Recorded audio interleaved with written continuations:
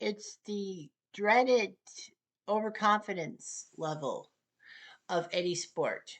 You're up 3 games to none, and basically all you need is just one win, and that will be done. There have been many sweeps in history, many unexpected sweeps, like the 2004 Red Sox taking care of the St. Louis Cardinals in 4 straight games, despite the fact that, Boston had to go through hell just to get to the 2004 World Series. And then sometimes you're like, oh, you lose game 4, but you win game 5. It's like, meh, that's okay. We don't need to worry about that. Or in the case of the Toronto Maple Leafs this year for the 2025 playoffs, you're up 3 games to none on Ottawa, and then you lose the next 2, but you win game 6. It's like, meh, at least we won the series and didn't have to go to game 7. But it could be worse. You could be up 3 games to none in hockey, like the 2024 Florida Panthers in the Stanley Cup Finals, and then lose the next 3, and then end up having to play game 7 on home ice, but still come out on top. It's like, whew, you didn't get reverse swept. But there are times where teams have been reverse swept. The 2004 Yankees were up 3 games to none on the Red Sox in one of the most famous things ever, and it ended up being big because the Red Sox won the next 4 to move on to the World Series and take on the Cardinals, like I said. In basketball, it's happened a few times that a team has been up 3 games to none, but lost the next 3, but thankfully won game 7. In football, it's actually impossible, obviously. But in hockey, it's happened 4 times in history that a team is up 3 games to none, then gets reverse swept and all that. I will tell you about one of the most famous examples in history. This is the story of the 2014 San Jose Sharks. Hello out there, we're on the air. It's Cutter, what if NHL time? Tensions blow, the whistle blown, and the pucks go down the ice. Some teams just want to win the cup and do it with a smile. Hey, that is cool. Up on the River Nile. Oh, the good old hockey game. Who will come out on top? Will a team get through the cup by any means necessary? Oh, the good old hockey game. It's the best game you can name, and I'm have no shame. I will simulate those hockey games. Woo! All right. So, the fact of the matter is that the San Jose Sharks were an expansion team. Now, the story of the San Jose Sharks has to do with the California Golden Seals in the 1967 expansion. I'll explain. So, anyway, it's the Great Expansion of 1967. 6 new teams were going to be added to the original 6 teams for the NHL. Well, not the real original 6 franchises, because Ottawa was an original franchise, but they haven't been around since the 30s. So, anyway, they added 6 teams, and they added 2 in California, one in Los Angeles and one in Oakland. But to try to be more appealing, the Oakland Seals owners wanted to call themselves the California Golden Seals, even though Los Angeles probably would have put up a snit. Now, the Seals were not doing so well financially and on the ice. So there were rumors circulating they were going to move to Vancouver because Vancouver got jilted by the expansion thing. But they kept the team in California and all that. They wanted to keep going. So the owners passed them around like a rag, if you will, like a rag doll. Soon, the hockey experiment in California with a second NHL team. Los Angeles was decent enough. But anyway, the second California team thing was terrible. And they got rid of the Seals and sent them to Cleveland, being called the Cleveland Barons. The owners were George and Gordon Gund. One of them was actually blind, but could actually um, listen to board meetings at 200% speed and still get everything done. And, well, that was kind of weird. Nevertheless, the Gunn brothers brought hockey to Cleveland, but they put them in Richfield, Ohio, which is like one of the worst arenas around. Soon enough, the Guns would make a deal to merge the Cleveland Barons with the Minnesota North Stars. You have a merger, so that's why there was 17 NHL teams. Cleveland merged with Minnesota and all that, and then 4 more NHL teams came in 21. So after 21 came team number 22. That would be the San Jose Sharks. The Gunn brothers made a deal to try to move the Minnesota North Stars to San Jose because they had business interests in the Golden Triangle of California, Silicon Valley. However, the NHL said no way, but they made a compromise. The Guns could sell the North Stars to somebody, and they would be owners of a new expansion team in San Jose called the San Jose Sharks. They would actually be playing in San Francisco at the Cow Palace, which was a famous thing for agricultural shows. And it used to be home to the Golden Seals for hockey. It's kind of weird because San Jose and San Francisco are different cities. Nevertheless, so the Sharks, and to top it off, that the Minnesota North Stars, as a cat is trying to get her way into this video, as the fact the San Jose Sharks players could actually draft players from the Minnesota North Stars. The North Stars would have to protect a certain number of players, and then they could basically unprotect players, and the Sharks could draft them as part of the expansion draft, and also take part in the expansion draft from other teams. The North Stars would actually also be representing the expansion draft after they lost players to San Jose. So they would pick up players from different teams and all that, which was kind of weird. Of course, it went sour because the guy who the Guns sold the Minnesota North Stars to was basically vilified. His name, Norm Green. But we'll talk about that when we talk about the Minnesota North Stars or the Dallas Stars, but that'll be coming up soon. Nevertheless, San Jose got their team. And in 1991, their first ever draft pick was a man by the name of Pat Falloon, who was named Memorial Cup MVP for the Spokane Chiefs, when Spokane became the second American-born team to win the Memorial Cup, which is the champion of the three major junior leagues in Canada, the WHL, the OHL, and the Quebec League. And yes, there are American franchises in the first two, but not in Quebec. There used to be a few in the Quebec League. Nevertheless, San Jose went slow. In 1993, they suffered poorly. They had 71 losses in 1993, the most in NHL history, even more than the 1975 Washington Capitals, who sucked, who didn't even get to 10 wins. The Sharks won 11 games. But the fact of the matter is they lost a lot more. They were 11, 71, and 2 because it was an 84-game schedule. But few people could imagine how good the third season in Sharks history was. In 1994, they shocked themselves and everybody with a 58-point turnaround, one of the highest in NHL history. Not only that, they snuck their way to the 8th seed in the Western Conference. They were in the playoffs. And everyone thought, oh, well, the San Jose made the playoffs. Oh, good for you. San Jose fans would be like, yay, we made the playoffs. Now, we'll probably do better in subsequent seasons. But in 94, they shocked the world on April 30th, 1994, one of the most shocking days in NHL playoff history. Because the 8 seed San Jose Sharks were playing the 1 seed Detroit Red Wings in Detroit in Game 7. ESPN with the call by the late Tom Mees alongside Darren Pang, who's not deceased.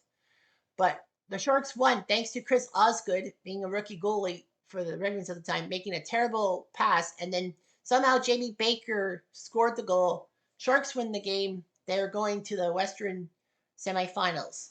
Also on that day, April 30th, 1994, was when the Canucks took out the Flames in double overtime, meaning that the 2 seed Calgary Flames were done and the 7 seed Vancouver Canucks were in.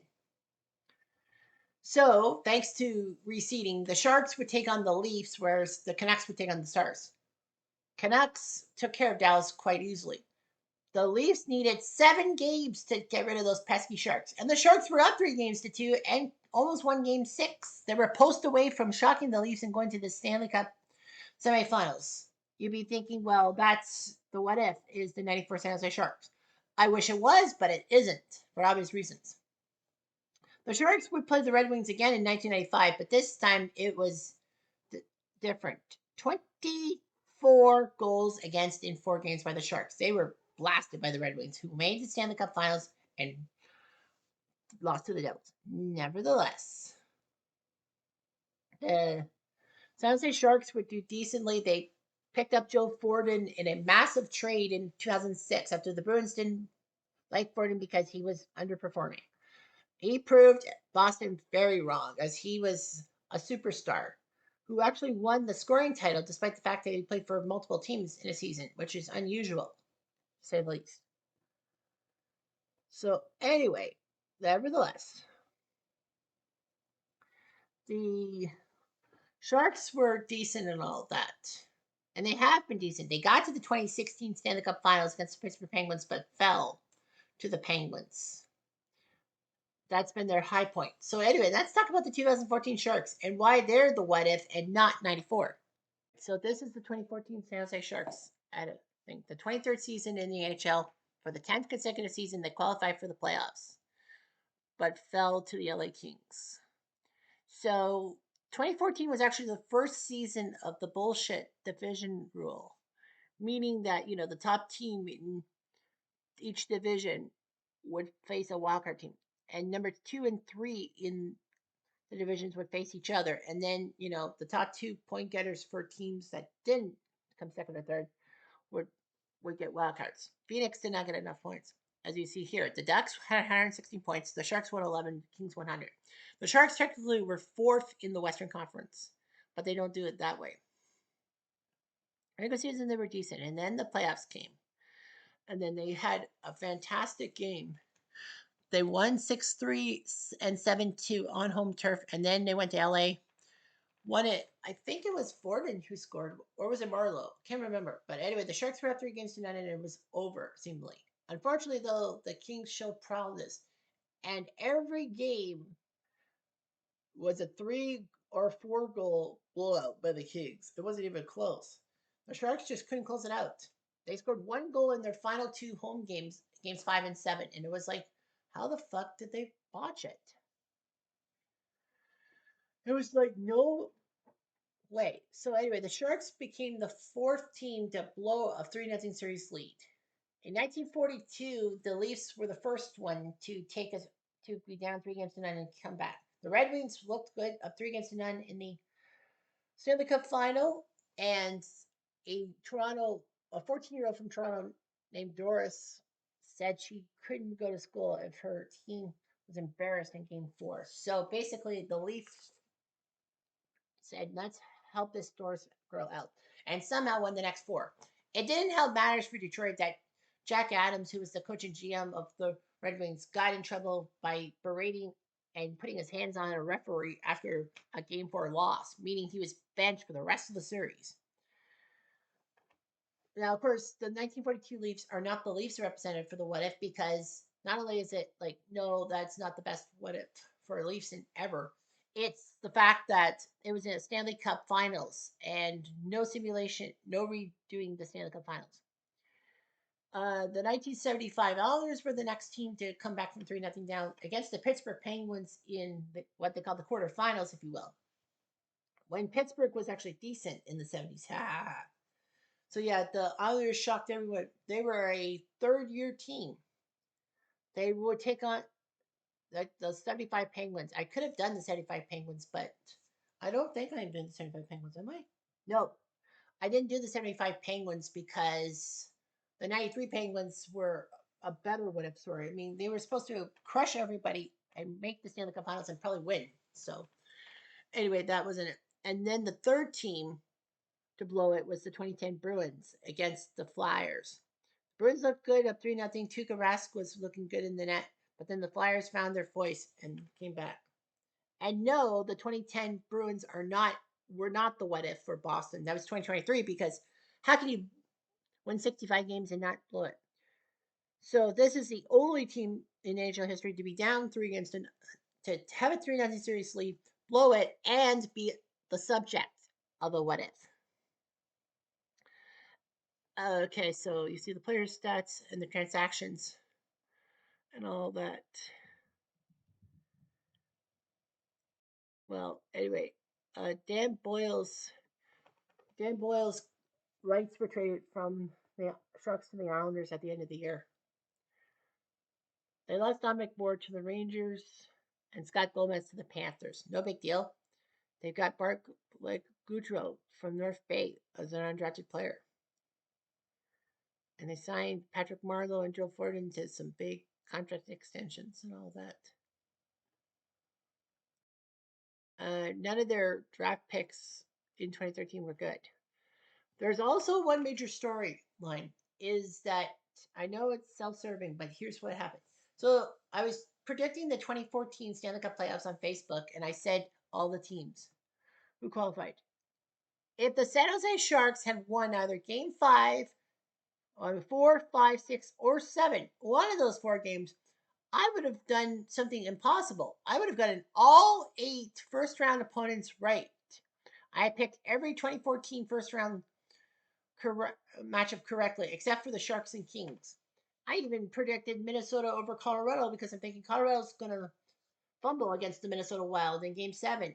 And lo and behold, I was right on the nose. So anyway, yeah, so it cost me an 8-0 mark. But anyway, let's talk about what if the Sharks did their job. All right, so the 2014 Sharks were taking on the 2014 Ducks. The Ducks, of course, got past the first round. They took on the LA Kings in real life, but now they take on the Sharks in the simulation. So it's Niemi versus Hiller. I wish John Gibson was the starter, but he wasn't. So yeah, so the 2014 Sharks take on the 2014 Ducks in the simulation. And Game 1 goes to the Ducks, 5-1, as Getzlaf and Solani scored in the first. Matthew Perreault scored for the Ducks. Joe Forden scored on the power play, but Cam Fowler made it 4-1. Nick Bonino made it 5-1 Ducks. Silverberg got hurt for the Ducks. Fowler, Perreault, and Vatanen were the 3 stars of the game for the Ducks. Game 2 sees the Sharks get revenge 3-1 and make it 1-1. Dan Boyle scored for the Sharks, then Logan Couture and Patrick Marleau. Tibu scored for the Ducks, but that was enough. Boyle, Niemi, and Hiller, your 3 stars of the game. So 1-1 headed back to the Shark tank, if you will. And it would be the Sharks getting their butt handed to them 5-2 in Game 3.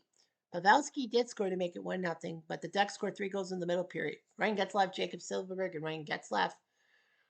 With Getzlaf scoring the hat-trick goal to make it 4-1. Corey Perry made 5-1. Marleau scored a late consolation goal, but that was it. 5-2. Getzlaf, Perry, and Hiller, your 3 stars.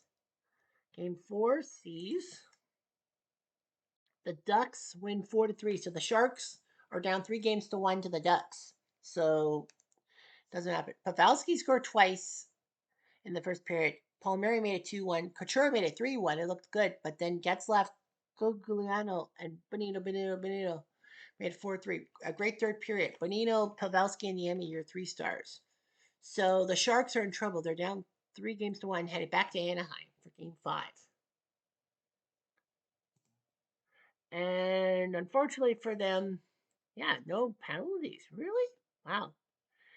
Game 1, Forden scored in the first period. Palmieri made it 1-1. And then they went to triple overtime before Kyle Palmieri scored at 41 minutes of 9 seconds of overtime. So the Sharks get their butts handed to them by the Ducks in 5 games. So the Sharks would probably have, took down the Kings, but then the Ducks would have been waiting. So California IA. The shots were 52-39, if you must know. Every Duck played over 20 minutes. Matthew Perreault, Timu, and Daniel Winnick played the fewest, 21 minutes, 30 seconds. Boschman and Fowler played 37 minutes each. The Sharks, Marc-Edouard Vlasic played 71 minutes. Unfucking real. Dan Boyle played 67 minutes. Patrick Marleau played more than 37 minutes, more than Boschman for 37 minutes. He played 52 minutes. Pavelski played 52 minutes. Joe Forden played 49 minutes. So, I don't get it. Well, lots of 28, 27, 26. All that. Yeah, the top 60 played more than 28 minutes of Ducks. So it took 101 minutes and 9 seconds. Palmieri, Niemi, and Hiller, your 3 stars. Well, come on. Niemi did great, saving 2 out of 52. Hiller saved 1. Well, and Hiller made 38 saves, but Niemi kept them in it. But man, triple overtime heroics, and the Ducks would have taken down the Sharks. Maybe it was good for the Sharks not to win the first round because the Ducks would have been waiting. Ducks fly together, and the Sharks should have remembered 3-0 up to finish the job, but they didn't. And as I said, 2014 Sharks are the only 3-0 chokers to get a spot on a what if because the 42 Leafs, the 42 Red Wings, they lost it. That was the finals, and I don't redo the finals. The 75 Islanders, the 75 Penguins get spared because the 93 Penguins should have finished the job, especially against those pesky cupcakes. And the 2010 Bruins get a pass because the 2023 team sucked so badly. So anyway, that's all I got to say. And anyway, I'm Jeff Diamond. Adieu.